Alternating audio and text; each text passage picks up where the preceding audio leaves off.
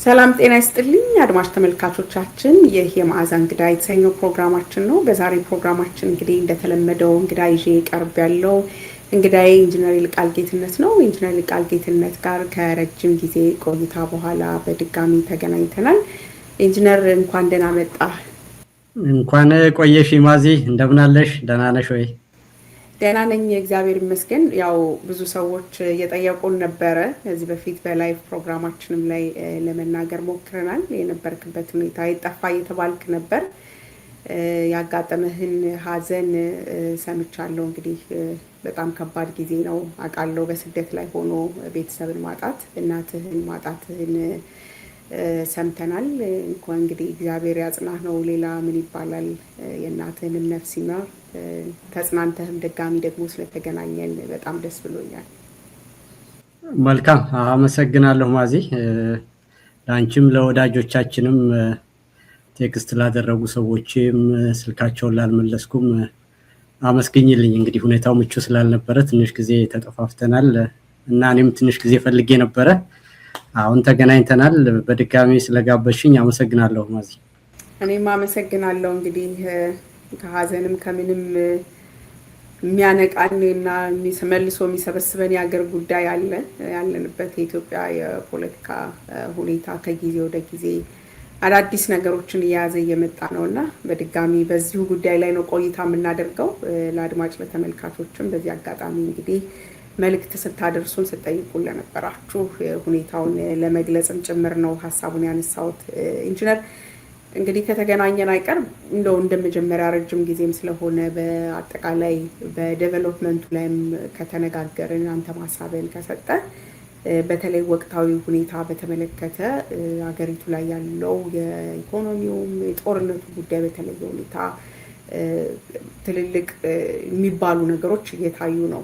ለምሳሌ የአማራ ክልል ላይ የቀጠለው ጦርነት፣ ኦሮሚያ ላይ የነበረው እንደ አዲስ፣ በትግራይ አካባቢ ደግሞ በተለየ ሁኔታ ከዚህ ቀደም በሻይና አሁን ደግሞ በራሱ ኢቭን በመቀሌ ከተማ ከትላንት በስቲያ የድሮን ጥቃት ተፈጽሟል። ሌሎች ቦታዎች ላይ ሲደረጉ የነበሩ ነገሮች ወደ ሌላ ግንባር መጥተዋል። በእርግጥ ይህ ሊሆን እንደሚችል በተለያየ ጊዜ በነበረ ውይይት ላይ አንስተዋል። ጦርነቱ አይቀሬ ሊሆን እንደሚችል እና በእርግጥ በመንግስት በኩል ይፋ የሆነ ጦርነቱን አድርገናል አላደረግንም፣ ተጀምሯል አልተጀመረም የሚል እንደዚህ ቀደሙ የተሰጠ ነገር ባይኖርም እንዲህ አይነት ነገሮች እየታዩ ነውና ከነዚህም ከሌሎች ቦታዎችም ጋር ካሉት ነገሮች አኳያ ወቅታዊውን ሁኔታ እንዴት አየኸው፣ እንዴት ገመገምከው ከሚለው ብንጀምር ደስ ይለኛል።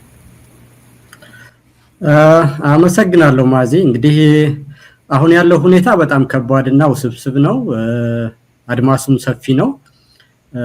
ችግሩም ደግሞ ከዚህ በፊት ከተለመዱት ሁኔታዎች አጠቃላይ ዓለም እንደ ማህበረሰብና አጠቃላይ የሰው ልጅ ሁሉ በፊት ከነበሩት የማህበረሰብ አደረጃጀቶችና የሚታወቁት ተቋማት በልዩ ሁኔታ እነዛ ነገሮች ሁሉ ስራቸው አርኪ ያልሆኑ ብሎ ወይም ደግሞ ያሉትን ነገሮች መፍትሄዎች መፍታት በማይችሉበት ሁኔታ ሆነው አዳዲስ ኃይሎችም ወደ ዓለም መድረክ ከፍ ብለው የኃይል ሚዛኖች ተለውጠው እየመጡ ያሉበት ነባራዊ ሁኔታ ላይ ስለምንገኝ አሁን አጠቃላይ እንደ ዓለምም ለውጥ ላይ ነን፣ እንደ ኢትዮጵያም ለውጥ ላይ ነን፣ እንደ አካባቢያዊና ቀጠናዊም ሁኔታዎች ላይ ለውጥ ላይ እንገኛለን እና ይሄ አጠቃላይ መናጥ አንድ አዲስና የረጋ የተለየ አደረጃጀት ሁሉም የተስማማበት ነገር እስከሚፈጠር ድረስ ይሄ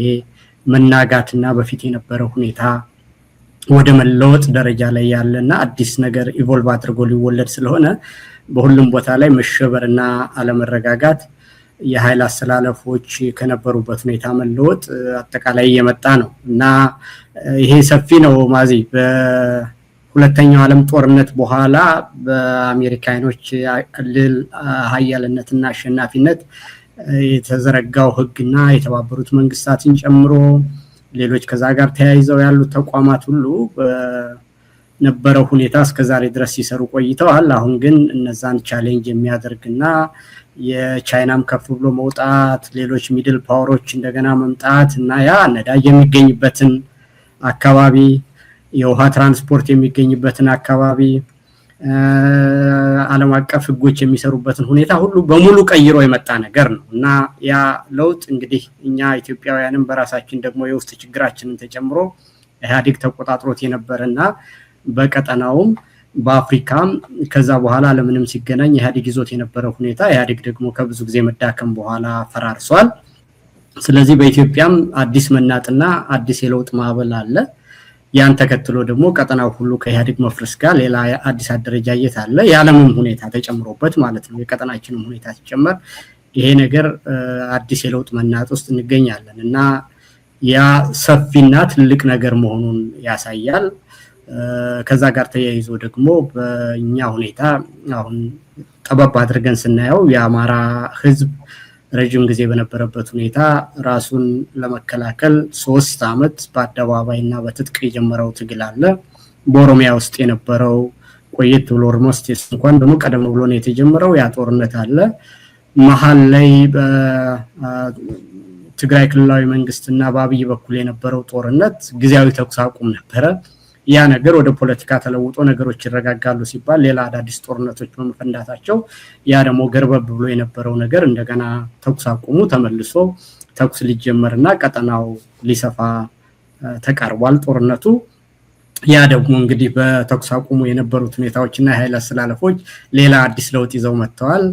በፊት ከአብይ ጋር ተሰልፈው የነበሩት ኤርትራን ጨምሮ ሌሎች የመሃል ሀገር ሰዎችን ጨምሮ በኃይል አስተላለፍ ለውጥ ተፈጥሮ አሁን ያ ደግሞ አዲስ ኃይል ሆኖ ኢቮልቭ እያደረገ መጥቷል። ስለዚህ ይሄ ጥቅማቸውን የሚጎዳቸው ተደናግጠዋል። ይሄ ነገር መልካም ያመጣል ብለው ያሉት ኃይሎች ያንን ነገር መልክ እንዲይዝ ጥረት ያደርጋሉ። በዚህ ትንቅንቅ ውስጥ ነው የምንገኘው ማዚ አጠቃላይ እንግዲህ። ስለዚህ ነባራዊ ሁኔታ መቀየሩ የሚጠበቅ ነው፣ ተፈጥሯዊ ነው የምትለው? አዎ መሆን ያለባቸው ሁኔታዎች ነው የሆኑት። በተለይ በእኛ ግምገማ የተለወጠም ነገር የለም። የተለያዩ ምዕራፎችን የእድገት ደረጃ አድርገን እናያቸው እንደነበረ አንቺም በቅርብ ከጋዜጠኝነትሽ ባሻገር ከኔ ጋር የትግል ጓድ ስለሆነና ብዙ ሐሳቦችን በጋራ እንጋራ ስለነበር ላንቺ እንግዳ ነገር አይደለም። በህዋት በኩልና ብልጽግና ብሎ ራሱን በሚጠራው መካከል የነበረው ግጭት የመጨረሻው ሳይሆን የመጀመሪያው እንደሆነ ለኃይል አስተላለፎች ለውጥ ከኤርትራ ጋራ ያለው ግንኙነት ሪአላይመንት እንደሚፈጥርና መጀመሪያውንም መልክ ባለው ሁኔታ የተጀመረ ነገር ስላደለ በሂደት የኃይል አስተላለፎች ለውጥ እንደሚፈጠርና ነገሮች እንደሚረጉ በአቋም ያራመድነው ነገር ነው። ያንንም ተከትሎ በፌዞቹ እየተቀያየሩ በኢትዮጵያ ያለው የለውጥ ሂደት ኢቮልቭ እያደረገ መምጣቱን የሚያሳይ ነው። ስለዚህ ማለት እንግዳ ነገር አይደለም። እየሰራን ባለንበት ነገር ያ ነገር መልክ ይዞ በጠበቅነው መንገድ ስትራቴጂካሊ ባሰብነው መንገድ እየሄደ እንደሆነ ነው የሚታየኝ ማዚ። ያ በተደጋጋሚ እንግዲህ ታነሳው ነበረ እዚህ መድረክ ከሮሃም ጋር ከሌሎች ሚዲያዎችም ጋር በሚኖር ውይይት ያው ብዙ የተተቸበትም እና እንደገናም ደግሞ በተደጋጋሚ ወጥተህ ማስረዳት የተጠበቀበት ጉዳይ ነው። በተለይ ትብብርን በተመለከተ የቀጠናውንም ትብብር እንደገናም ደግሞ መሬት ላይ ያሉ ጸረ አገዛዝ ትግል የሚያደርጉ ከአብይ አህመድ ጋር ትግል የሚያደርገው ኃይል ሁሉ አማራጭ የለውም የሚሉ ነገሮች እነሱና ሀሳቦችን ተሰጥ ነበረ። ወደዛ ሀሳብ መልሼ ልወስድ ሳይሆን አሁን ባለው ነባራዊ ሁኔታ እንግዲህ የአርበኛ ዘመነ ካሴም ወጥቶ እንግዲህ በዓለም አቀፍ ሚዲያዎችም ጭምር ትብብሮቹ መሬት መያዛቸውን ወደ ውሳኔ ላይ መድረሳቸውን እንደዚሁም በህወሓትም በኩል ወጥተው የእነሱ ሚዲያ ላይ የተናገሯቸው ነገሮች አሉ። ሌሎችም የኦሮሞ ኃይሎችም እንደገና ከትላንት ወዲያም በአፋር በጋምቤላ በተለያዩ ቦታዎች ላይ የሚንቀሳቀሱ አካላት በቤንሻንጉልም ጭምር ይህንን ትብብር ይፋ እያደረጉት መጥተዋል እና መሬት የያዘና ወደማይቀር ነገር መምጣቱ ይታያል። ግን አት ዘ ሴም ታይም ይቃል መሬት ላይ ያለው ነባራዊ ሁኔታ ቢኖርም እንዲህ አይነት ትንታኔዎች እናንተም ሌሎችም ብትሰጡም የማይገናኙ ኃይሎች ናቸው ስቲል እየተገናኙ ያሉት። በሚያስማማቸው እንጂ በማያስማማቸው ጉዳይ ላይ መነጋገር አይፈልጉም። የሚያስማማቸው ማለት ያው አጌንስት አገዛዙ መሆኑን እንጂ መጀመሪያ በማይስማሙባቸው አገዛዙ እስከወደቀ በኋላ ምን ይደረጋል በሚለው ጉዳይ ላይ መነጋገር አይፈልጉም። ስለዚህ ይሄ መጨረሻው አገር ማፍረስ ነው። ድህረ አብይ ያለውን ነገር የሚፈታ አይደለም እና ካሁኑ መቆም አለበት የሚሉ አሉ። እንዳጠቃላይ በአማራ በኩል ደግሞ ያሉት የአማራን ርስቶች፣ የአማራን ጥቅም፣ አማራ የተነሳለትን አጠቃላይ የትግል ሂደት ከሚጎዱ ከዚህ ቀደም አንተ በሉም ብትልም ታሪካዊ ከሆኑ ጠላቶች ጋር የሚደረግን ትብብር አሁንም በተለየ ሁኔታ በጠንካራ አቋም የሚያወግዙ አሉና ነባራዊ ሁኔታው የሰጣቸው ትንታኔዎች አገንስት የሚነሱ ትንታኔዎች ሲታዩ ምንድነው አሁንስ ያለ አስተያየት በዚህ ጉዳይ ላይ? እኔ አንዳንዶቹ ነገሮች ዝም ብለው በአየር ላይ ያሉና ያረጉ መከራከሪያዎች ናቸው። እኔ ደጋግሜ ምንድነው የሚፈልጉት ይሄ ከኛ የተለየ ሐሳብ የሚያነሱ ሰዎች ሐሳባቸውን ማንሳታቸው በዛ ጫማ ውስጥ ሆኜ ነው ዛሬም ጥያቄ መጠየቅ የምፈልገው። እና የሚያነሷቸው ጥያቄዎች ምንድናቸው? ሌላ አማራጭስ ምን መደረግ ይቻላል ብለው ያምናሉ? አሁን ያለውን ሁኔታ በራሱ መተውና አለመነጋገር አለመግባባት ብቻውን መልስ ይሆናል ወይ ብዬ በእነሱ ጫማ ሆኜ በተደጋጋሚ ለማሰብ ሞክራለሁ። የሚሉትንም ሐሳብ ደግሞ አደራጅተው ሲያቀርቡ አላይም። የማያቸው ነገሮች ዝም ብሎ ተስፈንጣሪ የሆኑና ምናልባትም ዝም ብሎ በቃላት ላይ ብቻ የተወሰኑ አንዳንድ ነገሮች ስሜታዊ የሆኑና ያን ስሜታቸውን የተፈጠረው ነገር እንግዳ ነገርና እንግዳ ሐሳብ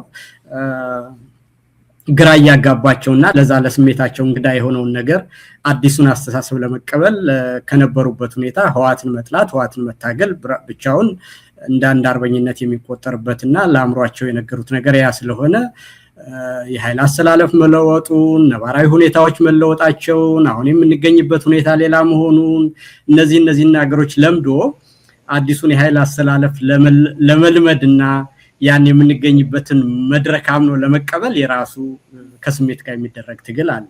ከዛ አልፎ ግን ስትራቴጂክ በሆነ ሁኔታ ሳይ አንደኛ ኢትዮጵያ ውስጥ የተለያዩ የህብረተሰብ ክፍሎች አሉ፣ የተለያየ አመለካከት ያላቸው ኃይሎች አሉ። መነጋገርም መጨቃጨቅም የሚቻለው ከነዚህ ኃይላት ጋር ነው። ስለዚህ ከነዚህ ኃይሎች ጋር ካልተነጋገርሽ መጀመሪያ ውይይትና ንግግር የሚያስፈልገው ከማትግባቢው ኃይል ጋር ተነጋግረሽ መፍትሄ ለመፈለግ ነው እንጂ እኔና አንቺማ እንነጋገር ምንድነው ኮንቪንሲንግ ዘ ኮንቪንስድ ነው የሚባለው አይደለ? ያመነውን የተሰመቀው መላልሶ ያንኑ ማድረግ ትርጉም የለውም። ስለዚህ መነጋገር ካለበት አፋብን ከኦሮሞ ኃይሎች ጋር፣ ከትግራይ ኃይሎች ጋር፣ ከጋምቤላ ኃይሎች ጋር፣ ከኦጋዴን ኃይሎች ጋር፣ ከሶማሌ ኃይሎች ጋር፣ ከአፋር ኃይሎች ጋር አንድ ሀገር አለን። የፖለቲካ አመለካከቶች አሉን። እነዚህን የፖለቲካ አመለካከቶቻችንን ልዩነቶቻችን እንደተጠበቁ ነው ጌጥ መሆናቸው ነው ተፈጥሯዊ መሆናቸው ነው አብረው ለመኖር ግን የጋራ የሚያረጋግጥና አንድ አይነት መደላደልና ንጣፍ ያስፈልገናል። እንደ ሀገር የምንኖርባቸውና መሰረታዊ የሆኑ የምንግባባባቸው እይታዎች ያስፈልጉናል። በዚህ መሰረት መወያየት አለብን የሚለው ያባት ነው ያደረ ጉዳይ ነው የፖለቲካ ሀሁ ነው ማለት ነው። ስለዚህ መነጋገር የሚያስፈልገው ያ ነው። ደግሞ ቀጠናውን በተመለከተ ስናረግ ኢትዮጵያውያን ተነጥለን አንኖርም። በባህል እንጋራለን፣ በሳይንስና ቴክኖሎጂ እናረጋለን፣ በንግድ እንገናኛለን፣ በጸጥታ እንገናኛለን። ስለዚህ ቀጠናውን በተመለከተም ቅድም እንደነገርኩሽ አጠቃላይ ዓለምም እየተናጠ ስለሆነ የምንገኝበት አካባቢም ደግሞ ውሃ አለበት፣ ነዳጅ አለበት፣ ሃይማኖት አለበት። ስለዚህ እነዚህ ጉዳይ አዳዲስ ኃይሎች ሁሉ እየመጡ ነው። ይሄ አዲስ የተለየ የለውጥ ምዕራፍ ሲመጣ ኢትዮጵያንም ጨምሮ እየተለወጠ ያለና አዲስ አይነት ሁኔታ እየተፈጠረ ነው። የጦርነት ቴክኖሎጂና የጦርነት ወጪ ተቀይረዋል። የውጊያ ስልቶች ተቀይረዋል። የኃይሎች አስተላለፍ ተለውጧል። በሁለተኛው ዓለም ጦርነት በኋላ ያለው ህግና አገሮች በጋራ ዓለም ይገዛበታል የተባሉት ነገሮች ሁሉ ተለውጠዋል። እነዚህ ነገሮች ሁሉ ሲለወጡ ቀጠናውም ጭምር አብሮ እየተለወጠ ስለሆነ በዛ ውስጥ ደግሞ ኢትዮጵያም ሆነ በኢትዮጵያ ውስጥ የሚገኙ የህብረተሰብ ክፍሎች ከጎረቤቶቻቸውም ጋር ደግሞ እንዴት መገናኘት እንዳለባቸውና ዘመኑን ወቅቱን በጠበቀ ሁኔታ እንዴት መገናኘት እንዳለባቸው መነጋገር አለባቸው። ስለዚህ ያን በተመለከተ ከሱዳኖች ጋር፣ ከሶማሌዎች ጋር፣ ከኬንያዎች ጋር፣ ከኤርትራውያን ጋር ደግሞ በበለጠ ሁኔታ በታሪክ፣ በባህል፣ በስልጣኔ፣ በሃይማኖት፣ በቋንቋ በብዙ ነገር የምንገናኝ ስለሆነ በስጋ ዝምድናም ጭምር የበለጠ ደግሞ ግንኙነታችንን ከፍ ያለ ያደርገዋልና ግንኙነት ማድረጋችን አይቀርም ማለት ነው። እነዚህን ሁሉ ደምሮ ቀንሶ ከነዚህ አካላት ጋር መነጋገርና ወቅቱን የሚጠብቅ ሊደርሺፕ ዴሊቨር ማድረግ ካንድ ብርቱ አርቆ አስተዋይ ዓለምን የተረዳ ቀጠናውን የተረዳ የምንገኝበትን ሁኔታ የተረዳ መሪ ሁሉ ሊያደርገውና ሊሰራው የሚገባ ነባራዊ ሁኔታ ነው።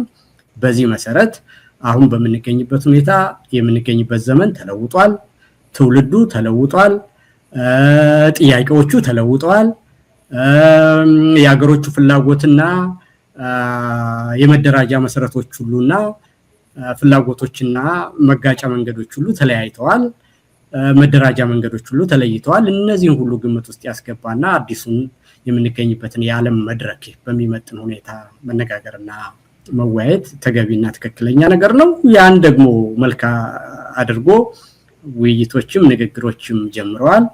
በተያዘው መንገድ ከጊዜ ወደ ጊዜ እየጠራ አስተሳሰቡ በህዝብ ውስጥ የመወያያ አጀንዳ እየሆነ ብዙ ሰው ያስተሳሰብ ለውጥም ጭምር አብሮ ያመጣ ይሄንን አሁን ያለውን አዲሱን አስተሳሰብና አመለካከት የምንገኝበት መድረክ ጭምር ብዙ ኃይል እየደገፈውና ወደዛ እየመጣን እንገኛለን። ይሄ ደግሞ ዳር እንዲደርስ ትውልድ ተሻጋሪ እንዲሆን ሀገራችንንም በሀገራችን የሚገኙ የህብረተሰብ ክፍሎችንም ቀጠናችንንም ዓለምንም ግምት ውስጥ ባስገባ ሁኔታ በየደረጃው ርቀቱን ጠብቆ እና ይሄንን ወቅቱን ጠብቆ በሚያስብ ሁኔታ መራመድ ያስፈልጋል።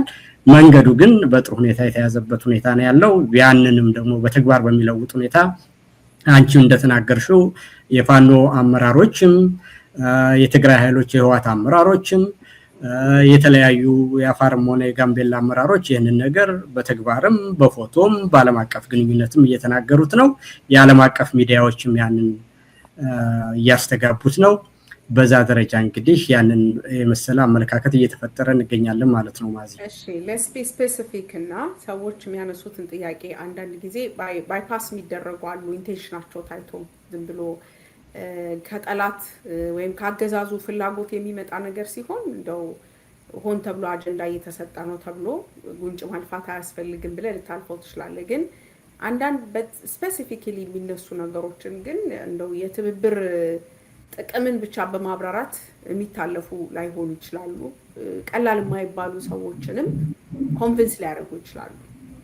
አጠቃላይ ደግሞ ፖለቲካ ማለት እንግዲህ ፐርሰፕሽን ላይ የመስራት ጉዳይም ስለሆነ ማለት ነው እና ሁለት ነጥቦች ላይ ስፔሲፊክ ሆኖ የሚያነሱትን ሰዎች ግን መመልከት ያስፈልጋል። የመጀመሪያው ነገር ከአማራ ጫማ ውስጥ ሆነው የአማራ የእርስት ጥያቄዎች፣ የማንነት፣ የድንበር ጥያቄዎች ቤዚካሊ ዛሬ በትብብር አብረን እንሰራለን ከምንላቸው ሰዎች ጋር ስብስቦች ጋር በስፔሲፊካሊ ደግሞ ምንድነው ህወሓትን ያነሱ ከነሱ ጋር ጦርነት የከተተን ነገርን አንጠልጥሎ መቋጫ ሳያስገኙለት በሌሎች ጉዳይ ላይ እንስማማለን ማለት ጦርነትን በይደር ማቆየት ነው። ከዚህኛው ጋር ጨርሼ ከዛኛው ጋር ቀጥዬ ዋጋለው የሚል እንጂ ሌላ ጥቅም ሊያመጣ አይችልም። ከነሱ ጋር የሚሰራ ነገር ሁሉ ዳሜጂንግ ነው። ምክንያቱም እድሜ ልካችንን በዚህ ጉዳይ ላይ ስንዋጋ የነበርነን ብለው የህወሓትን ዝርዝር ካራክተሮች የሚያነሱ አሉ። ህወሓትን ባህሪዎች እሱ አንድ ነጥብ ነው። ሁለተኛው ነገር ኤርትራን ጨምሮ ታጣቂዎችን ከማስታጠቅ ያለፈ ታሪኳ ጨምሮ ማለት የተረጋጋች ኢትዮጵያን አትፈልግም ኤርትራ። ስለዚህ አጠቃላይ የሚደረገው ነገር ድህረ አብይ አህመድ ያለውን ስዕል አያሳይም። ያን ባላሳየበት ሁኔታ መጨረሻው ሮድ ማፕ በሌለው ነገር ውስጥ ዝም ብሎ ሆይ ማለት አሁን ያለው የቃላትም ፊዚካል የሆነ ጦርነትም ለመመከትና ለማሸነፍ ከሚደረግ የተለለ አገራዊ እይታውን አይግልጽ አያደርግም ብለው የሚያነሱ ሰዎች አሉ እና እነሱ ስፔሲፊካሊ አድሬስ ብታደርግ ያንተን እይታ ብሰማ። ወል ይሄ አሁን እሺ ምን ይሆን ነው? በሌላ አነጋገር ጦርነቱን እናሳድረው አሁን እንጋጠም። ስለዚህ አሁን እነሱ የሚሉት እንግዲህ ከህወሓትም ጋር ከአብይም ጋር እነሱ እንደሚሉት ከሆነ ከሱዳንም ጋር የመሬት ጸባለን ከኤርትራም ጋር ታሪካዊ ጸባለን። ስለዚህ እንጋጠም ከሁሉም ጋር ነው የሚሉት። ምንድነው የሚሉ ፕራክቲካሊ የሚፈልጉትን ነገር እስቲ ንገሪኝ። አሁን እንደዛ ሲሉ ሁለቱንም አማራ መግጠም ይችላል ማለት እኔ የእውነት እንድቃወም ከሆነ ስሜት ቅድም ብዬሻለሁ እኮ ስሜት ብዬሻለሁ።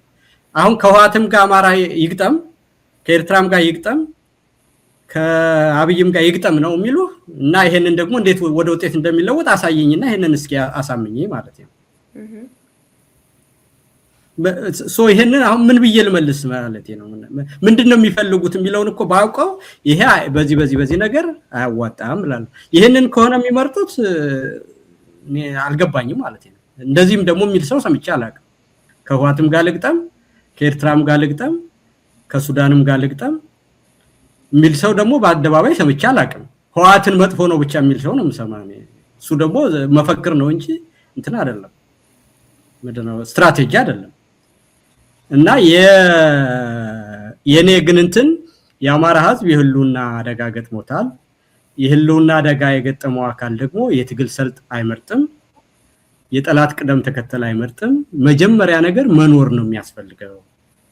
ሲኖር በኢትዮጵያ ውስጥ የሚኖረው የፖለቲካ አደረጃጀት ምን ይሁን፣ የተጣላንባቸው የፖለቲካ አመለካከቶች እንዴት ይፈቱ፣ የተለያዩ ነገሮችን ምን እናድርግ የሚሉት ነገሮች ሁሉ ከመኖር ቀጥሎ የሚመጡ ናቸው።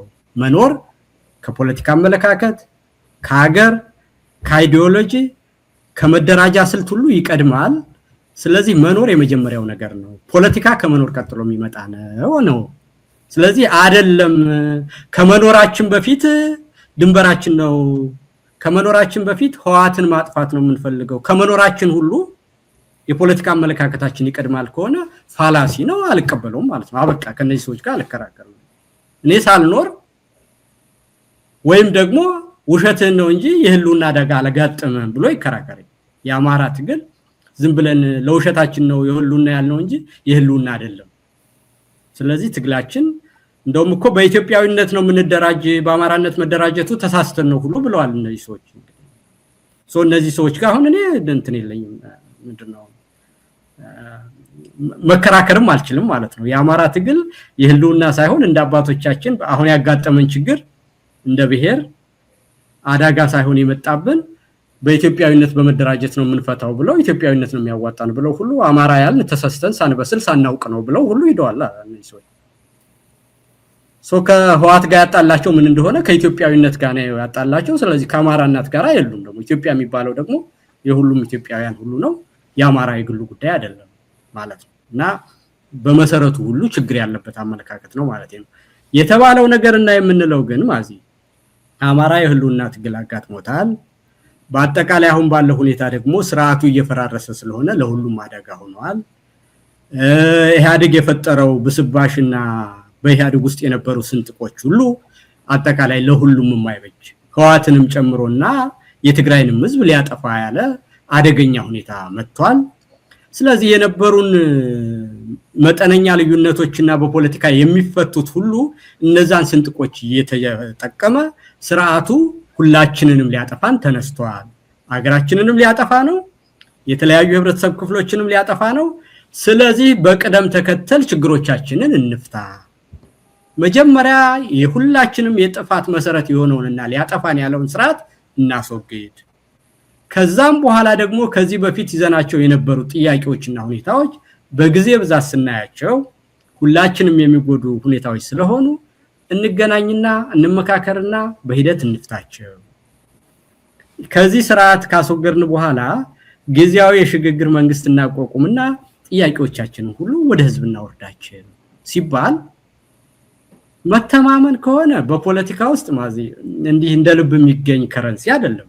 የፖለቲካ ጉልበት ከኃይል ሚዛን ጋር፣ ከማሳመን ጋር፣ ከማደራጀት ጋር፣ ከጎንሽ ከምታሰልፊው ህዝብ ጋር፣ ከጎንሽ ከምታሰልፊው አደረጃጀቶች ጋር ካለሽ የማሳመን ብቃት ጋር የሚሄድ እንጂ አምነዋለሁ አምናታለሁ በሚባል ሁኔታ አሊያንስ አይፈጠርም። ይሄ ሆኖ አያውቅም ማለት ነው። የሚተማመኑ ሰዎች ስለሆኑ አይደለም አሊያንስ የሚፈጠረው። ሁሉ ጊዜ ክሮስ ኦቨር አለ፣ ኦቨርላፕ አለ። በአንድ ኢንተረስትሽ ትግባቢና በአንድ ኢንተረስትሽ ማትግባቢበት ሁኔታ አለ። በዚህ ውስብስብ በሆነ ዓለም ውስጥ በተቻለ መጠን ኢምፐርፌክት በሆነም ሁኔታ የራስሽን ፍላጎቶችና ጥቅሞች የምትወክዩን የህብረተሰብ ጥያቄዎች እያጎላሽ እየተደራደርሽ የምትጅበት እንጂ ሁሉ ነገርሽ ስትተማመኝ፣ ሁሉ ነገርሽ ስትከባበሪ፣ ሁሉ ነገርሽ ስትስማሚ የሚደረግ እንትን ዓለም እንደዛ አይሰራም። እንደው ከአንተ ከንባብ ማኳያ እንደው ዓለም ላይ እንደዚህ አይነት ፖለቲካል አሊያንስ ተፈጥሮ ያውቃል? ፖለቲካ ማለት በጣም ፍጹም ፐርፌክት የሆነ መተማመንና በቃ እንደው የሚመስል አይነት አሊያንሶች ይፈጠራሉ። ፖለቲካዊ አሊያንስ እንደዛ አይነት ስሜት ሊሰጥ ይችላል? እኔ አይቼ አላውቅም እውነት ለመናገር ማዚ። አሁን ቅርብ ጊዜ እንደውም አንድ መጽሐፍ አንብቤያለሁ በእውነት በጣም የገረመኝ ማለት ነው። ይሄ አሁን የሆነ ካለው ነገር ጋር አንድ ስማቸው እየተነሳ ያሉ የታሪክ እና የፖለቲካ ፍልስፍና አዋቂ ታሲዲደስ የሚባል ሰው አለ እና አቴናዊ ነው። በድሮ በጥንታዊት ግሪክ ስልጣኔ ጊዜ የነበረ ነው። እንግዲህ ከ2500 ዓመት በፊት የነበረ ታሪክ ነው እና ይሄ ሰውዬ የጻፈውን መጽሐፍ አነበብኩት። የፓልፔኔዥያን ዋር ምን ይመስል እንደነበረ ኦልሞስት ለ28 ዓመት የተደረገ ጦርነት ነው። ከክርስቶስ ልደት በፊት ከ431ኛው ዓመተ ዓለም ጀምሮ እስከ 404 ድረስ አካባቢ የተደረገ ነው። ወደ 28 ዓመት የፈጀ ጦርነት ነው እና የዛን ጦርነት ታሪክ በሚገባ ጽፎት አየሁኝና በዛን ጊዜ የነበሩትን አላያንሶች እንዴት እንደሚፈጠሩ፣ ግንኙነቶች እንዴት እንደሆኑ፣ አገር እንዴት ነው፣ ቡድኖች እንዴት ይለያያሉ፣ አላያንስ እንዴት ይፈጠራሉ፣ እንዴት ይሰበራሉ፣ በጓደኛ መከዳዳት እንዴት አለ፣ የአደባባይ ንግግር ምንድነው በየሳስብ ልክ ያንን እንግዲህ ከአራት አሁን ያንን ስትቆጥሪው የነበረውን ሁኔታ አጠቃላይ አሁን 2020 ዓመት አይደለም አሁን ከክርስቶስ ልደት በፊት ከዛ በፊት ደግሞ የነበረውን 430 ዓመት ስትቆጥሪ ኦልሞስት ምንድነው 2500 ዓመት አካባቢ ይሆናል ማለት ነው። ወይም 2450 ዓመት አካባቢ እንደው በትክክለኛው ሲቆጠር እንግዲህ በዛን ጊዜ የነበረው ሁኔታ አሁን ካለው ሁኔታ ጋር ምንም ልዩነት የለውም። ምንም አይነት የሐሳብ ልዩነት የለውም እና እነዚህ ሰው አሁን እየተፈጠሩ ያሉት ምንድነው ታሲዲደስ የሚባል ምንድነው ቲዮሪ ሁሉ ዴቨሎፕ ተደርጎ አሁን ያለውን ስርዓት የሚጋፋ ሌላ አዲስ የሚያድግ ስርዓት ሲመጣ ያለ ግጭት የኃይል ለውጥ አይደረግም የሚል ቲዮሪ ነው ያደረጉት እና ሁሉ ጊዜ ባዳጊ ኃይልና ስታብሊሽድ በሆነው ኃይል መካከል ያለ ጦርነት የተቋጨ ብዙ የለም እና እዚህ የሃርቫርድ አንድ ፕሮፌሰር ሁሉ ግራም ሳልሰን የሚባል ሰው ሁሉ ይሄን ታሲዲደስ ትራፕ የሚባለውን ነገር ሁሉ ሰርቶ አሁን ቻይና እና አሜሪካ ያለ ጦርነት የምንድነው ይሄንን ድልድል አድርገው ኃይል ተከፋፍለው ይኖራሉ አይኖሩም? ዓለም ወደ ጦርነት ይሄዳል ወይስ አይሄድም? እስከዛሬ ድረስ በተሄዱት ሁኔታዎች ታሲዲደስ ትራፕ ያላጋጠማቸው ወደ 14 እና 15 የኃይል ሚዛን እንደዚህ ገዢውና አዳጊው የተጣሉበት ሁኔታ አለ። ወደ 16 ጥናቶች ተደርገው 12 ያህሉ ጦርነት ተደርጎባቸዋል። 4 ያህል ብቻ ናቸው የተደረጉት ሽግግሮች። ለምሳሌ አሜሪካ ወደ ላይ ሲወጣና እንግሊዝ ወደ ታች ስትሄድ በብዛት ያለ ጦርነት ነው አይደለ? የእንግሊዝ የበላይነትና የአሜሪካ የበላይነት የተቋጨው ምክንያቱም ባህላቸው አንድ ነው። እነዚህም ተሰደው ከአውሮፓ የመጡ ናቸው። ግንኙነታቸውም የነበረ ሆኖ ያለ ጦርነት ማለቁ ትንሽ የባህልም የታሪክም የህዝብም ግንኙነት ስለነባቸው በዛ ደረጃ ሆነ እንጂ ይሄ ሁሉ ነገር ሆኗል እና ይሄንን ማዋራሽ ምንድነው በተደረጉት የኃይል አሰላለፎች ጀምሮ እንግዲህ 2500 ዓመት ሁሉ ስናወራ የኃይል አሰላለፎች ይለዋወጣሉ፣ ይገናኛሉ፣ ይጣላሉ። በዛ ውስጥ ኢምፐርፌክት የሆነ ውጤት ታገኛለሽ እንጂ ሁሉ ነገር ተስማምቶ የተደረገ የፖለቲካ ቲዮሪና እንደዛ አይነት ነገር የለም፣ በፍጹም የለም። እና ይሄንን የሚመኙ ሰዎች አንድም ፖለቲካ ካለማወቅ የሚመጣ ነው። በሁለተኛ ነገርም ከሆነ ደግሞ እንደው ስርዓቱን ለመደገፍና አሁን ያለውን ለውጥ የሚመጣውን ነገር ካለመቀበል የግል ጥቅም ይኖራቸዋል፣ የቡድን ጥቅም ይኖራቸዋል። በዚህ ሂደት ውስጥ ስሜታቸውን የሚኮረኩርና እንግዳ ሐሳብ ነው ወደፊት ለውጥ ሁሉ ጊዜ ለማንም አስፈሪ ነው። በነዛ ምክንያቶች የሚደረግ እንጂ አሁን እየሆነ ያሉት ነገሮች ሁሉ አንድ ኃላፊነት የሚሰማው ሰው ሊያደርጋቸው የሚገባና ትክክለኛው መንገድ አሁን የተያዘው መንገድ መሆኑን እኔ እንደው ከርግጠኝ እንደው መደረክ ካለበትም ይሄ ትልቅ ነገር ስለሆነና እንደው መልካም ነገር ስለሆነ ሳይበላሽብን ወደ ዳር እንድናደርሰው ብርቱ ጥንቃቄ ማድረግና ወደ ሰፊ ሆኖ ኃላፊነት በተሰማበት መንገድ ስትራቴጂካሊ ማሰብ ካልሆነ በስተቀር ይሄንን ሐሳብ የሚቋወሙት ሐሳቦች በቲዮሪም በታሪክም በፖለቲካ ዕውቀትም አሁን ከኢትዮጵያ ነባራዊ ሁኔታ አንፃርም ሲታይ ይሄ ነው የሚባል ነገር ማግኘት አይቻልም። ኤክሴፕት ጥቅመኞች፣ ፍላጎተኞች፣ የተሸጡ የቡድን ፍላጎት ያላቸው ለውጡ ባቡሩ ምንድነው ያልተመቻቸው ሰዎች የሚያነሱት ሐሳብ ካልሆነ በስተቀር በየትኛውም ሁኔታ ይሄ ሐሳብ እንትን አይደለም። ሌላ ማዚ እንደው የመጨረሻ ምነግርሽ አንዳንድ ነገሮች እንትን ይሆኑብሻል ምንድነው ደጋግመው ይነገሩና እንደ እውነት የሚቆጠሩበት ነገር አለ። አሁን ባለው ሁኔታ ልክ በተለይ ደግሞ ይሄ ጎንደርና ጎጃም አካባቢ ያለ የፖለቲካ እና የአማራነት ጥያቄ ሆኖ የጋራ ያልሆነ ነገር ሆኖ ልክ አንዱ ለዛ ተቆርቋሪ ሌላው እንደዛ ሆኖ የሚታይበት አሁን እነዚህ ፌስቡክ ላይ ውርውር የሚሉ ልጆች አጠቃላይ የኢትዮጵያን ሁኔታ ቀንብበው ያንድ መንደርን ፍላጎት አስፈጽመው በኢትዮጵያ ፖለቲካ ውስጥ ጉልበት ኖሯቸው እንኖራለን ብለው ነው የእውነት የሚያረጉ ከጎጃም ጋር ተጣልተው ከወሎ ጋር ተጣልተው ከሸዋ ጋር ተጣልተው ከትግራይ ጋር ተጣልተው ምንድነው ይሄ አሁን ኢንስ ትሩ ሴንስ ታስቢ ይሄ ውጤት ነው ያመጣል ነው እና አንድ የተበሳጩና ዲስግራንትል ሊሆኑ ፖለቲከኞች እንጂ ወይም እኔ የማወራውን ሰው ሁሉ አንዳንዶቹ እኮ ለምስክርነት የኔን ፐርሰናሊቲም ይሁን በማወቅም ይሁን በፖለቲካ አመለካከት የሚሆን ያውቁኛል በየምላቸው ሰዎች ናቸው አሁን ከኛ ጋር የተለየ አመለካከት ይዘው እንገፍ የሚሉና በዛ መንደር ነው ወይ እንግዲህ እኔ ፖለቲካ የምሰራው ይሁን ሁሉ ምደክመው ማነበው የምሰራው የደብረ ወርቅ ወረዳ አስተዳዳሪ ለመሆን ነው ማለት ነው እና እዛ ላይ ነው የሚያበቃ ብለው ነው የሚያስቡት ወይስ ምንድነው ሪሊ ምንድነው እና የጎንደር ኢንተረስት የኔ ኢንተረስት አይደለም ማለት ነው እና ስለዚህ ይልቃል ይጎዳናል ብለው አብይ ይጠቅመናል ብለው ነው ቱ ቢ ኦነስት የሚያደርጉ ወይም የፋኖ እንቅስቃሴ አጠቃላይ የነሱን ጥቅም ከርቷቸው ሌላ የነሱን ጥቅም የሚያስጠብቅ ሰው አለ አሁን በኢትዮጵያ ፖለቲካ ይዛት የእውነት ከሆነ ማለት ነው የእውነት ፖለቲካ ከሆነ ዛት ፋይን እውነትም ከሆነ እንከራከርበት ያምጡትን አንተ የምትሄዱበት መንገድ በተናጠል ስፔሲፊክ የሆነ የዚህን ቡድን ጥቅም ይጎዳልና ቻሌንጅ እናረጋቸዋለን ይበሉስ ያምጡት ያን እውነት ከሆነ ማለት ነው እና የልጅ ስራ የሚመስል ነገር አለው ነው ምልሽ እንደው በደንብ ማስበውበት አይመስለኝም በቃ ይሄ ሶሻል ሚዲያ ራስ በራሱ ሪንፎርስ ይደረጋል አቅልሽን ሁሉ የሚቆጣጠር ነገር ነው ይሄ ዘመኑ ያመጣው አለ አይደለም አልጎሪዝሙ በዛ ሁኔታ ውስጥ ለውስጥ እየገቡ በስሜት ውስጥ እየገቡ የሚኖሩበት እንጂ ራቅ ብለው ራሳቸውን አረጋግተው የምንሰራው ነገር የሚሆነው ነገር አሁንኛ የምናረጋው ነገር ምን ያህል ነገሩን ይቆጣጠራል ምን ያህል ጥቅማችን ያስከብራል የምንሄድበት ድረስ እስከምን ርቀት ይሄዳል የሚለውን እኔ አስበውበት ሁሉ የሚያደርጉት አይመስለኝም ማዚ በጣም አመሰግናለሁ ኢንጂነር ምናልባት አንዳንድ ወደ ኋላ ላይ ለማጠቃለያ እንዲሆነኝ መልሼ መምጣት አይቀርምና ግን እንደው በዚሁ ጉዳይ ላይ እንዳልይዝ ሌሎች ብዙ ነጥቦች ስለያስኩ ለመጠየቅ ብዬ ማለት ነውና እንደው አንድ ይሄ እንዳጠቃላይ እዚህ ጋር በተቃውሞ ፖለቲካ ውስጥ ወይም በጸረ አገዛዝ ትግል ውስጥ ያለው ነገር እንዳለው ነው ስለ መንግስት ቁመና እንድናወራ ፈልጋለሁ እንደው ግምገማህንም ለማወቅ ጭምር ነው የመንግስት ቁመና እንግዲህ በቦሌም በባሌም በየምርጫ አካሄዳለሁ ብሎ በእርግጥ በተደጋጋሚ ገምግመናል የምርጫውን ጉዳይ ምርጫ አካሄዷል ምንም እንኳን ከትግራይ እስከ ኦሮሚያ ከኦሮሚያ እስከ አማራ ከአማራ እስከ ቤንሻንጉል ድረስ ጦርነቶችን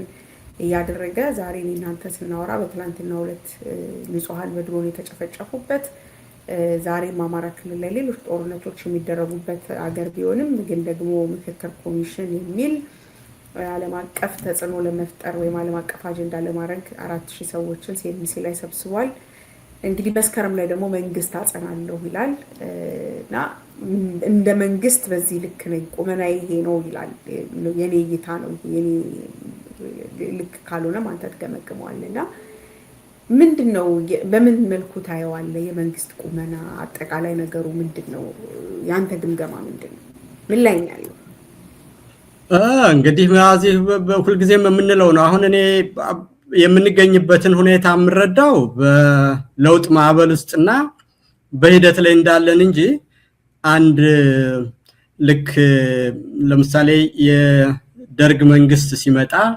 የነበረውን የሚባለው በፊውዳል ስርዓት ነበረ ዘውዳዊ ስርዓት ነበረ ያንን አስተሳሰብ በሪፐብሊክ ቀይረናል መሬት ላራሹ ብለናል አብዮት አካሄደናል ብለው ከግራ የሚቀዳን ሪዮት ዓለም ይዘው በዛ ደረጃ ይመጣና አዲስ አደረጃጀት የፈጠረ ነው ኢህአዴግ ደግሞ ሲመጣ ከአጠቃላይ የቀዝቃዛው ጦርነት ማክተም ጋር አብሮ ሲመጣ ሶቪየት ህብረት መፈራረስና አጠቃላይ የኮሙኒስቱ ካምፕ ማብቃትን ተከትሎ የደርግም ውድቀት ሲመጣ ኢህአዴግ ደግሞ የብሔር ብሔረሰቦች ራስን የማስተዳደር መብት አከብራለሁ ብሎ ከዛ በኋላ በዛ መጥቶ የምንድነው የጫጉላውን ሽርሽር ዘመን የማደጉ ዘመን የመርጋቱ ዘመን የቁልቁለቱ ዘመን አልፎ የብልጽግና ስርዓት ላይ እንገኛለን ማለት ነውና የብልጽግና ስርዓት ደግሞ ራሱን በራሱ እየበላ የተለያዩ ጦርነቶችን ከተለያዩ ኮንስቲትዩንሲዎች ጋር ያደረገ በመናጥ ላይ ያለ ፖለቲካ እንጂ ራሱን ችሎ እንደ መንግስት አሁኑኑ የቆመና የተፈጠረ ስርዓት አድርጌ አላየውም ማለት። ስለዚህ በዛ ሂደት ውስጥ ባየሁት ጊዜ እስከዛሬ ድረስ ሲደረጉ ከነበሩ ምርጫዎች በእጅጉ የተሸመቀቀና መሳቂያ የሆነ ምርጫ ነው ያደረገው። አሁንም ደግሞ ነገሮችን ምናልባት ከጊዜ ወደ ጊዜ ወሬው ቢጠቅመኝ ብሎ የዚህን የምክክር ኮሚሽን ብሎ አንድ ወሬ ጀምሯል። ያ ወሬ ግን ያንኑ እየፈራረሰ ያለውን ስርዓት ወሬው እንደውም አንዳንድ ሰዎች ሆን ብሎ ነው የሚያስወራው እንዲደምቅለት ነው አጀንዳ እንዲሆን ነው ይላሉ። እኔ ግን ከዛ የተለየ እይታ ነው ያለኝ። እንደውም የተለያዩ ኃይሎች እየተሳሳበና ሌላ አዲስ ኃይል እየተፈጠረ በመምጣቱ የራሱ ቡድን የበለጠ እየተሰነጠቀ እየተሰባበረ የመንግስቱ ሌጂቲሜሲና ውድቀት በፍጥነት እየሄደ ያ ውርደቱ እና መሰባበሩ እየፈጠነ ያለበትና በራሱም በውስጥ አለመተማመኑ የበዛ የሚያያይዛቸው ክር ሁሉ እየተበታተነ የመጣበት ነው። ልክ ምንድነው ወደ መጨረሻው ሰዓት ዶክተር ኃይሉ አርአያ መንግስቱ ኃይለማርያምን ተናገሩት የሚባል ነገር አለና ከስልጣን ውረድ እንደዚህ ብለው ሲናገሩት አሁን ልክ እሳቸው ይሄን የተናገሩት ደግሞ እሳቸው ዘርሃረግ ከትግራይም ይወለዳሉ ዶክተር ኃይሉ አርአያ እና ይሄን የተናገሩት አሁን ህዋት እየተጠናከረ እየመጣ ስለሆነ ተልኮ ተፈጽመው ነው እንዴት ምንድነው ፕሬዝዳንታችን እንደዚህ ይናገሩታል እየተባለ ሁሉ እንደው ደርግ ሁሉ ይገላቸዋል ተብሎ ይባል ነበርና በሸንጎ ጉባኤ ላይ ያንን ተናግረው ማለት ነውና አሁን ልክ ይሄን የምክክር ኮሚሽን የምታየው የተለያየ የለውጥ ማዕበል በመምጣቱ እዛ ውስጥ ያሉት ባሮችና አድርባዮች ሁሉ ምንድነው የአብይን ስርዓት እየናቁት ሰውም ደግሞ ለለውጥ ያለው ፍላጎት ይሄንን የተጀመረውን ነገር ሁሉ ፕሮፓጋንዳው ምኑም መሰባበር እየሆነና እየወደቀ ያለበት መድረክ ነው። ስለዚህ ወሬው ከቁጥጥሩ ወጥቶ የዚህ የምክክር ኮሚሽን የሚባለው ሁሉ ለለውጥ ፈላጊዎች የበለጠ እድል እየሰጠ የመጣበትና መንግስት የሚባለው በማይጠቅመው ሁኔታ ነገሮች ሁሉ በተለየ አቅጣጫ ለለውጥ እየሄዱ እንደሆነ ነው የሚታየኝ።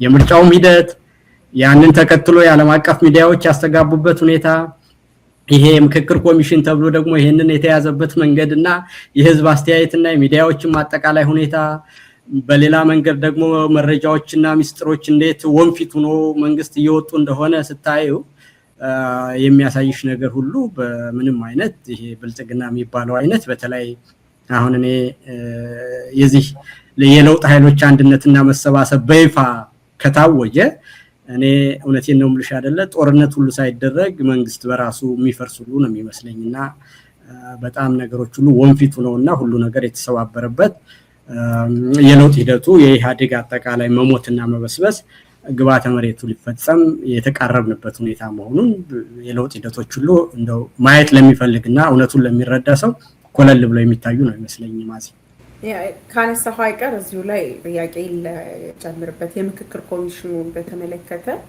እንደ አንድ እንደው ስቴፕ የመንግስትን የቆመና የሚሄድበት አንድ መንገድ ስለሆነ ነው እንጂ ምክክር ኮሚሽኑ ላይ የሚነሱ ነገሮች ምክክር ኮሚሽኑን ሪጀክት ያደረጉትን ጭምር አይደለም ከዚህ ከቀድሞ ከመነሻው ጀምሮ አንተን ጨምሮ ብዙ ሰዎች የአገዛዙ ድግስ ነው ራሱ ደግሶ ራሱ የሚበላበት ነውና ተጠሪውም ተጋባዡም ደጋሹም ራሱ ነው ብሎ ብዙ ሪጀክት ያደረገዋል። እነሱን ጨምሮ ግን የብዙ ሰዎችን አቴንሽን እንዲይዙ የተደረጉ አጀንዳዎች ይታያሉ። የአዲስ አበባ ጉዳይ፣ የሰንደቅ ዓላማ ጉዳይ፣ አማርኛ ቋንቋ ናሽናል የሆኑ አጀንዳዎችን ወደፊት ሲያመጣ ሁለት አይነት ንግግሮች ይመጣሉ። ቃል አንደኛው ምንድነው ተፋክተው ተጋጥመው በቃ ነው አጀንዳ ያስፈጸሙት ለማለት ቀልብ ለመሳብ የሚደረግና እንጂ አጠቃላይ ያገዛዙ የመጨረሻ የድራማ ውጤት ነው ምንም ሆነ ምንም የሚሉ አሉ። በሌላ መልኩ ደግሞ ፍሪክሽን እየፈጠረባቸው ነው በገዛ ራሳቸው አማካኝነት። ይሄ ደግሞ ከውጭ ያለው የትብብሩም አጠቃላይ የትግሉም ውጤት ነው የሚል አተያያላችሁ አሉ። አንተም ጫፍጫፉን አንስተኸዋልና እንደው በደንብ ብታብራራው ብዬ ነው። እንግዲህ እኔ ኢህአዴግን እስከማውቀው ድረስና አሁንም የኢህአዴግ ብስባሽ የሆነው ብልጽግናን እንደሚረዳ ሰው ብልጽግና በአብዛኛው ለሚዲያ ትኩረት የሚሰጥና ባጫጭር ፍላጎቶች የሚኖር ስብስብ ነው እና አሁን ተመልከች እንግዲህ ጦርነት የበለጠ አድማሱን ሊያሰፋ ተኩስ አቁም የነበረው በህዋትና በብልጽግና መካከል የነበረው እንደገና ያ ተኩስ አቁም ተሽሮ ወደ ሙሉ ጦርነት ሊገባ ጫፍ ላይ ነው ያለው። በአብዛኛው የመንግስት ተቋማት ሁሉ መንግስትን እንዲያምኑና ወደ ጦርነት ለመግባት ናሬቲቭ ለመፍጠር ጥረት ላይ እየተደረገ ያለበት ሁኔታ ነው ያለው። በዚህ ጊዜ ውስጥ ለመንግስት የሚጠቅመው ተስማምቶ መንግስት እየሄደ ነው የሚለው ወሬ ነው ወይስ በባዲንና በኦህዲድ መካከል ክፍፍል ተፈጥሮ ችግር ላይ ነው የሚለው ወሬ ወደ ህዝብ መድረሱ ነው ለአብይ የሚጠቅመው? ባጫጭር ጊዜ ለሚያስብ ቡድን በእኔ እምነት አሁን የሚወራው ወሬና እየተደረገ ያለው ነገር አብይን የሚፈልገውን ነገር በፍጹም የሚጎዳ ነገር ነው እየሆነ ያለው። ወሬው ከቁጥጥር ውጭ ወጥቶ የበለጠ የታችኛውን ካድሪ ሁሉ ላይ ያለውን ሁሉ ወንፊት እንዲሆንና ለምንድነው ዋጋ ነው የሚልኩ አሁን አዲስ አበባ ለኦህዲድ ልሰጥ ነው ተብሎ በተባለበት ሁኔታ ይሄ ወሬ እዛ ውስጥ ያለ አንድ ኢትዮጵያን በውል ለሚወድና አገራችን የጋራችን ናት ብሎ ለሚያምን ሰው አንድ ቡድን አዲስ አበባ ሊወስድብህ ነው እየተባለ ይሄ ወሬ በአደባባይ በሚወራበት ጊዜ ለአብይ ይጠቅመዋል? አሁን ጦርነት ለማድረግ ጫፍ ላይ ላለ ሰው ይሄ ህዝብ ግንኙነት ለድራማችን ነው ብለው ያስቡለታል ወይ ነው ወይ? እኔ አሁን በዛ ደረጃ ድራማን ይሄ መንግስት ሲሰራ መንግስት ከተባለ እንዴት ነው የሚያረጋቸው ከተባለ የረጅም ጊዜ ፍላጎት ይዞ ያጭር ጊዜው ወሬ ለመሸፈኛ የሚጠቀም ነው ወይስ የረጅም ጊዜ ግብ ሳይኖረው ባጫጭር ጊዜ ወሬዎች ራሱን እየመገበ መጓዝ የሚፈልግ ነው ይሄ ስብስብ? እኔ በእያንዳንዱ ቀን ወሬ መንግስቱን ለማቆየት የሚደክም ቡድን እንጂ በለታዊው ወሬ ሌላ ነገር ተደብቆ ሌላ ነገር የሚያደርግ ቡድን ነው አላገኘም እኔ እስከማውቀው ድረስ ብልጽግና። ስለዚህ ያሁኑ ወሬ ብልጽግናን የሚጎዳ ነው አይደለም ያለ ጥርጥር። የአዲስ አበባን ህዝብ ፍላጎትና ጥቅም ያላከበረ ነገር ሊያደርግ ነው ተብሎ ክርክር መደረጉ ብልጽግናን ለጊዜው ይጎዳዋል። በረጅም ጊዜ ደግሞ ከሆነ አብይ ኪስ ውስጥ ነው ይሄ ነገር ያለው ባለው ነባራዊ ሁኔታ ውስጥ የሚያስፈጽምበት ነገር የለው። ወሳኝ የሆኑ ጉዳዮችና ምዕራፍ 3ን የተመለከቱ የህገ መንግስት ጉዳዮች እንዲቀየሩ ከተባለ ምዕራፍ 3 ማለት የብሔር ብሔረሰቦች ራስን በራስ የማስተዳደር መብትን አንቀጽ 39ን በተመለከተ ያሉ ነገሮች ናቸው። እነዚህ ነገሮች ማድረግ ከተፈለገ የትግራይ ክልልም የአማራ ክልልም የኦሮሚያ ሁሉም ክልሎች በ2/3 ይሄን ድምጽ ሊደግፉት ያስፈልጋል። መጀመሪያ በፓርላማ ውስጥም በ2/3 መደገፍ አለበት። ይሄ ካልሆነ ወደ ተግባር አይቀየርም። ባጭር አነጋገር ይሄ አሁን የሚወራው ነገር ወደ ውጤት የሚለወጥ ከተባለ የትግራይ ፓርላማ መወሰን አለበት የክልል ምክር ቤት። ያን የሚያደርግበት ሁኔታ አሁን አለ የለም። ስለዚህ የሚወራው ወሬ ወደ ተግባር አይለወጥም። ወሬውሳ አሁን ጦርነት ለማድረግ የሚፈልገውን ኦህዲድ ሁሉንም ነገር ጠቅልዬ ልውሰድ ብሎ ነው ተብሎ አጠቃላይ ለኦሮሞ የሆነውና እውነተኛውን ከኢትዮጵያ ህዝብ ጋር መኖር የሚፈልገውን ኦሮሞ ጨምሮ የሚያስቀይም ነገር እያደረገ ይሄ ወሬ ታዲያ አብይን ይጠቅመኛል ብሎ ነው አብይ የሚያደርገው? ይሄንን ነው የምትሉ? እዛ ውስጥ ያሉ ሰዎች ደካማነታቸው እበላባይነታቸው ቶሎ አለመንቃታቸው ከሆነ የታወቀ ነው። ዛሬ አብን ጀግና ሆነ ልልሽ አልችልም። ዛሬ ያረጋ አመራር ጀግና ሆነ እውነተኛ ነው ሐቀኛ ነው ልንለው አንችልም። ግን የለውጥ ስሜቱ እየገፋ ስለሄደ ውስጥ ያላቸው ቅራኔ እየሰፋ በሄደ ቁጥር ሁሉ ስርዓቱ ወራጁ እየበዛ ሄዷል። ለውጡ እየገፋው ነገሩ ብልጽግናን እየፈረካከሰው ሄዷል ነው።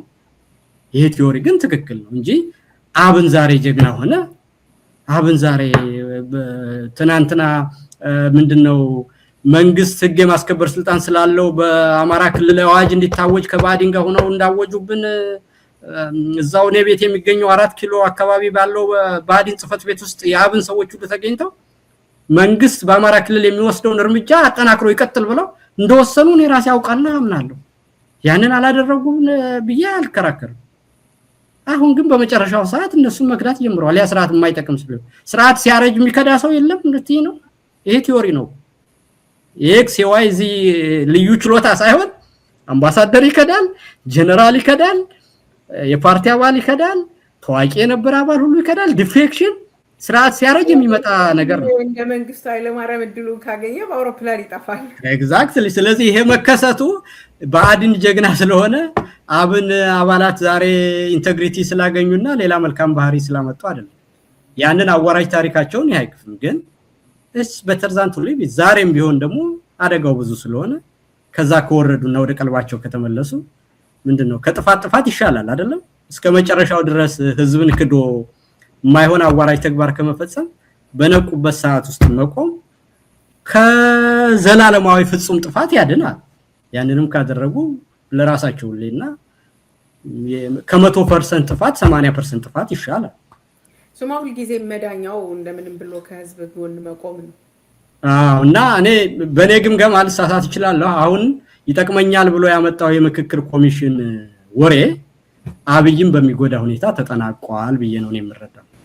አመሰግናለሁ። ካነሳው አይቀር ስለ አማራ ኢሊት እና ስለ አማራ ፖለቲካ ወደዚህኛው ጎራ ደግሞ ላምጣህና በተለይ እንግዲህ በዲያስፖራም የሚገኘው በአንድም በሌላ መልኩ በፋኖ ትግል በአጠቃላይ አገዛዙን በመታገል ላይ ያለው ኢሊቱ ዝም ብዬ ሳየው ሳስበውና በራሴ ግምጋሜ ይሄ አሁንም የራሴ ግምገማ ነው። ከተሳሳትኩ ያንተን ግምገማ ትነግረኛለህና የደከመው ይመስላል። ራሱ በተለያዩ በጎንዮሽ ጸቦችም ታግሎ ተጓቶ እንደገናም ደግሞ የፋኖ የትግል እንቅስቃሴ ሁልጊዜ ማንተ እንደምትለው ዲሴንትራላይዝድ በመሆኑ ከታች ጀምሮ የመጣ በመሆኑ ከአንዱ ጎራ ወደዚህኛው ጎራ በመገለባበጥ በዲያስፖራው ላይ በተለይ ያለው አጠቃላይ የኢሊቱ አቅም አሁን ዝም ብሎ ተመልካች ሆነ ይመስለኛል። በተቃራኒው መሬት ላይ ያሉት መነቃቃት፣ መተባበር እና እንደው መረጋጋትም የለም። የፍሪክሽኑ መረጋጋት ነገር ሲታይበት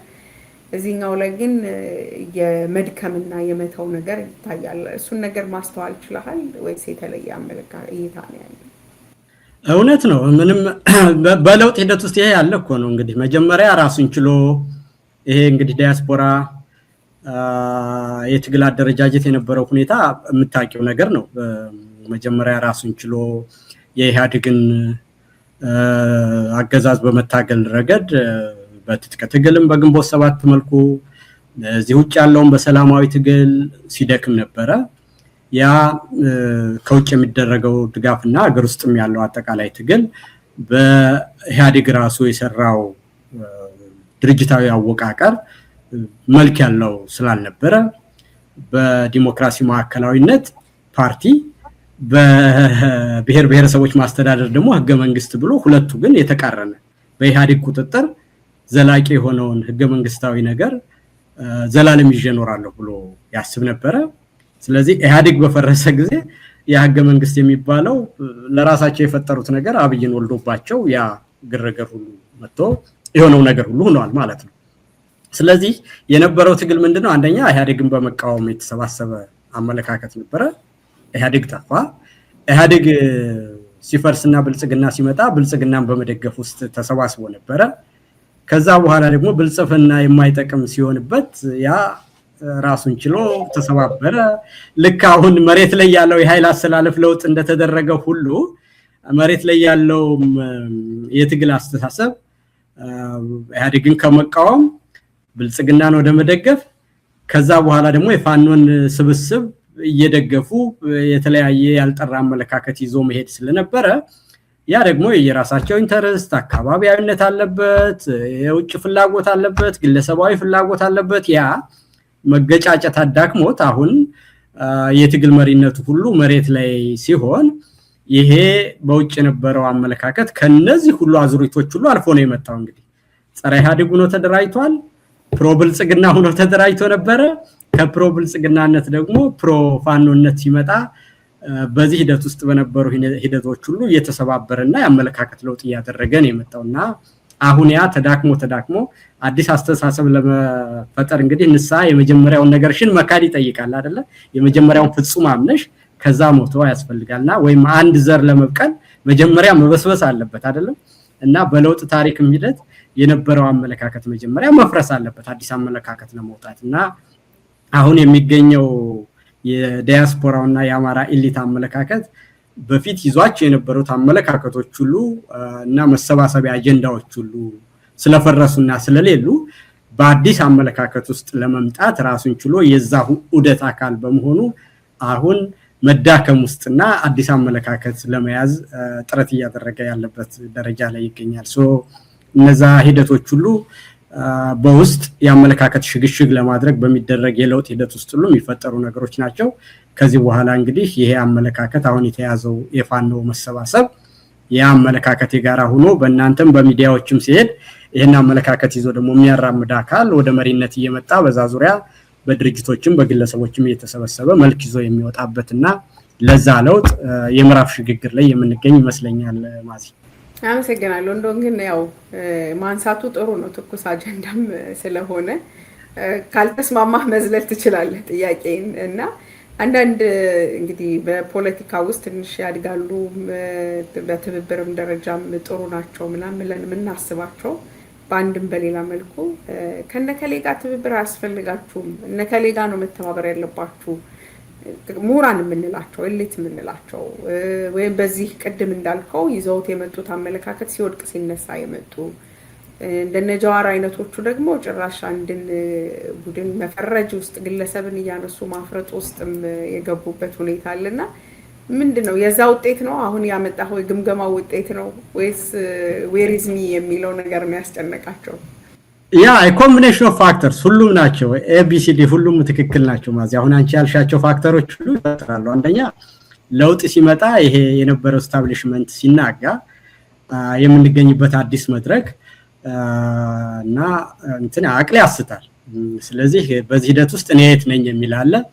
ይዞ የነበረው አመለካከትስ መጨረሻው ምን ይሆን ይሄ አዲስ የሚፈጠረው ነገር ሆኖ አዲሱን ነገር መላመድና ያን ሪያሊቲ መቀበል ያስቸግራል።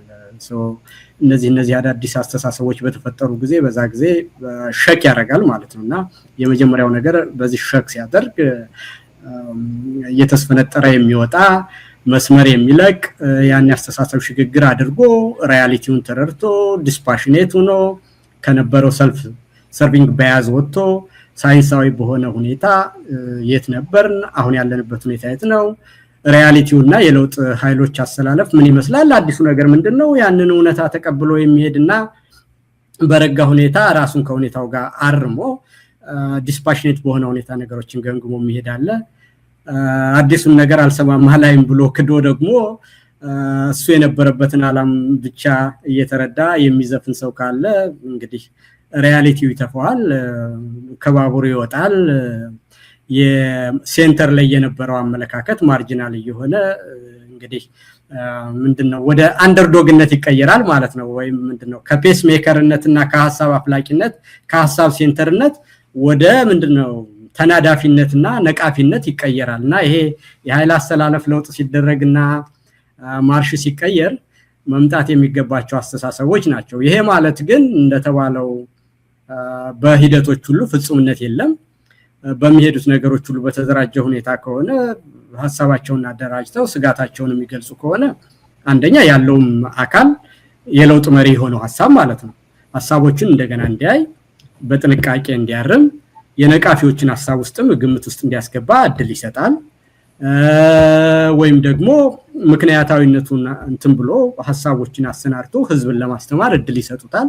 በዛ ደረጃ የተደራጀ ሐሳብ ከሆነ ይጠቅማል። ግን ደግሞ እንዳልኩሽ እንደው ጾታዊ ነው ትችቱ እንዳልባል እንጂ እንደቀናች ሴት እንደው ዝም ብሎ ሁሉንም መናደፍ ከሆነ የትም አያደርስምና ለቀና ሰው በሚል ይስተካከል እንደዛ ይደረግልን። እንግዲህ ይሄ ተረትና ምሳሌ አባባል ስለሆነ ነው ነሰሰርሊ እሱ ማለት አይደለም። አንደርስታንድ ያደርጉናል አድማጮቼ።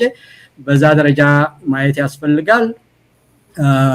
ለውጡን በትክክል መረዳት የምንገኝበትን መድረክ መረዳት ያስፈልጋል። ልክ ትናንትና ጀዋር ሲናገር የሰማሁት አንድ ነገር አለ 1990 ላይ የነበሩት ናሬቲቮች ይዞ የዛሬን ፖለቲካ መምራት አይቻልም፣ ኢህአዴግን በታገልንበት አመለካከት አብይ መታገል አይቻልም የሚለውን ነገር ሲናገር ሰምቻለሁና ያንን ወደ ራስ መውሰድ ያስፈልጋልና አሁን በምንገኝበት ዓለም ላይ ይሄ ዴሜጋጊክ የሆነ አንድ ግለሰብ ህዝብን በሶሻል ሚዲያ የሚየነዳ የምንሄድበት ወይም ግለሰቦችን አምላክ እያደረግን የምንሄድበት ዘመን ማብቃት አለበት። አጠቃላይ የሆነ አገራዊና ዓለም አቀፋዊ ለውጥ የመጣበት ጊዜ ላይ ነው። ተረጋግቶ ማሰብን ይጠይቃል፣ ተረጋግቶ መስራትን ይጠይቃል፣ ተጠንቅቆ መራመድን ይጠይቃል። በዚህ ደረጃ የሚደረግ ነገር ከሆነ ያኮራል። እንደ ትውልድም እንደ ግለሰብም የዚህ አካል መሆንና ይሄንን ወደ ውጤት እንዲቀየር አስተዋጽኦ ማድረግ ከዚህ በላይ በህይወት ትርጉም ያለው ነገር የለም።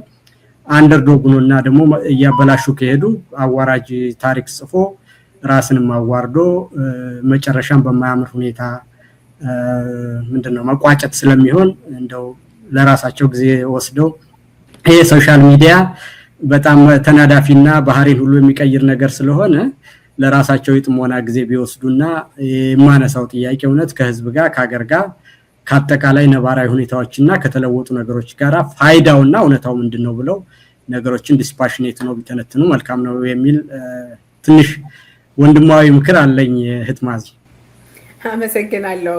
ዞሮ ዞሮ ወደ ማጠቃለያ ጥያቄ ነው የወሰደኝ አንተም ሐሳብና ብዙ ነጥቦችን አንስተናል። በተለይ ዙሪያ ማጠንጠኛው በትብብር በጋራ መስራትና ካለብን ከደረሰብን የህልውና ትግል መውጣት ነው እና ይህንን በተመለከተ ቅድምም ማነሳለሁ ብዬ የነበረው አንተ ስትናገር የነበራት አሁን የጠቀስነው ግለሰብ ጨምሮ ሌላ ኢንተረስትም ያላቸው በተልኮም ይሁን ባለማወቅም ይሁን በማወቅም ይሁን ሶሻል ሚዲያ ላይ የሚያደርጓቸው ነገሮች መሬት ላይ ያለውን የትብብርና የተረጋጋ ራስን ችሎ የመንቀሳቀስ ሁኔታ አፌክት እንዳያደርግ እንደዚሁም ደግሞ በተለይ እናንተ በትብብር ጉዳይ ላይ እየሰራችሁ ያላችሁ አጠቃላይ ነገሩ መሬት ላይ እንዲወርድ ዲያስፖራው ጋር ማለት አሁን ታጣቂዎቹ በዛ ሁሉ አስጨናቂ ነገር ውስጥ ሆነው ይህንን ነገር መስራትና ከእርስ በርስ መገዳደል አልፈው ከፍ አድርገው ሲመጡ መሬት ላይ ያለው ዲያስፖራው ምን ያድርግ፣ ማህበራዊ ሚዲያው ላይ ያለው ተጽዕኖ ወደ መሬቱ ነጸብራቁ እንዳይሄድ አጠቃላይ የጸና ነገር እንዲኖረውና ወደሚፈልገው የሰላምና የሽግግር ሂደት ለመምጣት ምን መደረግ አለበት፣ እናንተስ ምን እያደረጋችሁ ነው፣ ማንስ ምን ያድርግ የሚለውን ነገር እንደማጠቃለያ ብታነሳው ደስ ይለኛል። እኔ መስጭስ ማዚ እንደው የተለየ የምሰጠው ሐሳብ ያለኝ አይመስለኝም። እንደውም በምስጋና ብጀምር ጥሩ ነው ባይ ነኝ። አሁን ባለው ሁኔታ አንድ እንኳን አዲስ ነገርና እንደ ኢትዮጵያ አይነቱ ጥንቅጥ የሆነ ሀገር ብዙ ብሔረሰብ ያለበት ብዙ የፖለቲካ አመለካከትና ልዩነት ባለበት ስራያ ተብሎ ደግሞ ልዩነቶችን የሚያራግብ መንግስትና በልዩነትና በጥፋት ላይ መኖር የሚፈልግ መንግስት ባለበት የመረጃ ቴክኖሎጂ በፍጥነት አድጎ አዲስ የሆነ ያለመድነውና ብዙ ያላወቅነው የኮሙኒኬሽን ቴክኖሎጂ መጥቶ አልጎሪዝም ህዝብን በተቆጣጠረበት ዓለም ውስጥ እየኖርን አሁን ያሉት ሁኔታዎች በብዛት የጋራ መናበብና የጋራ አመለካከት የተፈጠረበት ሁኔታ ነው እኔ የሚታየኝና ይሄ እንደውም ሊያስመዘግንና በያዝነው መንገድ ጠንክረን የያዝነውን ነገር አበርትተን ጥሩ ርቀትና ጥሩ መንገድ እንደመጣን ሁሉ ይሄንን ነገር አጠቃሎ ወደ መሄድ ላይ ስላለን ይሄን እንደው በመስጋና መያዝ ነው። የእናንተን ሚዲያ ጨምሮ የተለያዩ ሚዲያዎች ሁሉ የሚያደርጉት ነገር አሁን ትንሽ ፍላጎታቸው የተነካና ማርጂናል የሆኑ ዲስግራንትልድ የሆኑ ፖለቲከኞች ካልሆኑ በስተቀር ሁሉም ሚዲያ ከስተታችን ተምረን የሚመጣውን ነገር ሁሉ ጥፋት እንዳይደርስ በጋራ ወደ መስራት ረገድ በጣም ሰፊ የሆነ መሰባሰብ አለ። ይሄንኑ ነገር ደግሞ አንድ ነገር እንኳን አዲስ ነገርና በዚህ ደረጃ ፋንዳሜንታል ለውጥ መጥቶ ይቀርና ሰው ልጅ ከለመደ ሁኔታ የተለየ አዲስ ነገር ሲመጣበት ያንን እውነት መሆኑን እንኳን ቲዮሬቲካሊ ያወቀ አዲስ ነገር መልመድ ከባድ ነገር ነውና በዚህ ሂደት ፍላጎታቸው የተነካ የግለሰብ ፍላጎት ያላቸው የቡድን ፍላጎት ያላቸው ቅናት ያላቸው ምቀኛ ያልሆኑ ዓለም ከተፈጠረና ፖለቲካ ካለ ጊዜ ጀምሮ ሁሉ ያሉ እነዚህን ሰዎች 100% ስለማጥፋት መሄድ የለብንም። ግን አጠቃላይ ሂደቱን ማዛባት እንዳይችሉ የሚከተላቸው ሰው እንዳይኖር ያንን ህዝብ በማስተማር የጎንዮሽ የሆኑ ያቻ ፉክክሮችን ትቶ ወደ አንድ ወደሚያመጣ ነገር መሄድ ይሄንን የያዝነውን ነገር አጠናክሮ መቀጠል ብቻ ነው የሚመክረው። የተለያዩ ሚዲያዎች ላይ ያለው ሁኔታውን እጅግ በጣም ጥሩ በሚባል ሁኔታ ነው ያለው። በትግራይ ሁኔታ ያሉም ይሁን በአብዛኛው በኦሮሚያ ሁኔታም ያሉ ይሁን በአማራ ደረጃም ያሉ ይሁን ኢትዮጵያዊ ብለው ቀደም የተደራጁ ይሁንም በሁሉም የህብረተሰብ ክፍል አካባቢ ያለው ኢትዮጵያውያን አንድ መሆን አለብን። ጣፈንታችን አንድ ነው። ይሄ ስርዓት ሁላችንም ከማጥፋት አይመለስም። አገርም ህዝብም እንዳናጣ ከፈለግን ደግሞ ልዩነታችንን አቻችለን ወደፊት መሄድ አለብን የሚል ትልቅ ኢቮልቭ ያደረገ አመለካከት ነው ያለ። ያንንም መንገዱን ይዞ በሰፊው ይሄደ ስላለ 100% እናሸንፍ ከተባለ ደግሞ አይቻልም ነው። እኔ ደግሞ ለነዛ ሰዎች የመናገር መብታቸውን አምላክ የሰጣቸው መብት ደግሞ ጨርሰን አፋቸውን ካልዘጋን ብለን ከዋና ስራችን እንዳንናጠም ማለት ነው። እነዚህ ሰዎች መንገዱ ሲዛጋባቸው የግል ፍላጎታቸው ሲጠፋ ያሰቡት ነገር ሁሉ እንዳልሆነ ሲሆንባቸው መወራጨታቸው አይቀርም።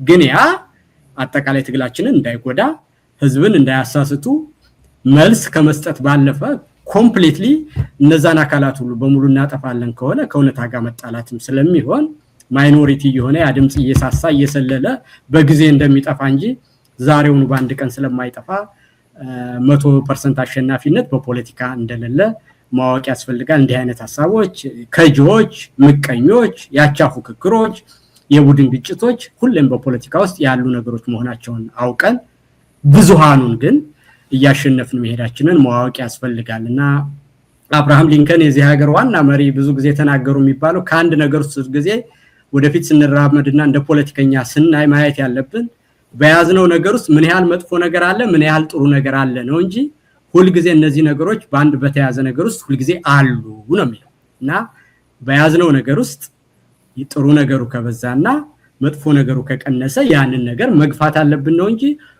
100% ጥሩ የሆነ ነገር የለም። አሁን ትብብርንም ስናደርግ እንደተባለው ወደ ኋላ ዘወር ብለን ካየን አሁን የምንተባበራቸው ኃይሎች በአንድ ወይም በሌላ መንገድ ብዙ ጥፋት እንደጠፋ የታወቀ ነገር ነው። ስለዚህ ግን የወደፊቱ የበለጠ ይጠቅማል ትብብሩ ደግሞ ከጥፋት ይልቅ መልካም ነገር ብዙ አለው በሚል ነገር እንጂ የሚደረግ በአንድ በሆነ ስብስብ ውስጥ ሁሉ ጊዜ ጥሩ ነገር በውስጡ አለ መጥፎ ነገር በውስጡ አለ። የሰው ልጅና እውነተኛ መሪ ጎበዝ መሪ አርቆ ሐሳቢ መሪ ሊያደርግ የሚችለው ምንድነው? መጥፎውን ነገር ቀንሶ ጥሩውን ነገር አብዝቶ ወደፊት መራመድ ነው እና እንጂ ህዋት እንደዚህ ነበር ያሉ ያንን ነገር ማውራት መሪነትም አይደለም እንደውም አላዋቂነት ነው። የህዋትን ጥፋት ቀንሶ ወደ ውጤት በሚቀይር ሁኔታ መሄድ ካለበት ያንድን ማህበረሰብም ቡድንም ስብስብም ልብና አምሮ አሸንፎ ወደሚጠቅም ነገር መለወጥ እንጂ የመሪነት ትልቁ ችሎታ ያንኑ ጥፋቶችን ያላዘኑ መፈክር ማሰማት ከሆነ ድንቁርና እንጂ መሪነት ስላደለ እነዛ አመለካከቶች የመሪነት ባህሪ እንዳልሆነ አውቆ በአንድ ስብስብ ውስጥ መልካሙን ነገር ያጎሉ ጥፋቶችን እየቀነሱ ባልተሟላ ሁኔታ ወደፊት መራመድ ትክክለኛ የመሪነትና የብስለት ምልክት ስለሆነ ይሄንኑ ነገር አጉልታችሁ የያዛችሁትን ነገር አበርትታችሁ ቀጥሉ ነው ምለው ማዚ በጣም አመሰግናለሁ ይልቃል ስለ ሐሳቦች እንደገና በድጋሚ ስለተገናኘን ብዙ ሐሳቦችን አንስተናል በድጋሚ እንግዲህ እንደምንገናኝ ተስፋ አደርጋለሁ እንደገና በመዝጊያችንም አንተንም እግዚአብሔር ያጽና እናታችንን ነፍስ ይማር ለማለት ፈልጋለሁ በጣም አመሰግናለሁ መልካም ማዚ አመሰግናለሁ ስለጋበሽኝ ምንም አመሰግናለሁ እግዚአብሔር ሁላችንንም ያበርታን አንቺም በርችልኝ ታንኪዩ ዌኔት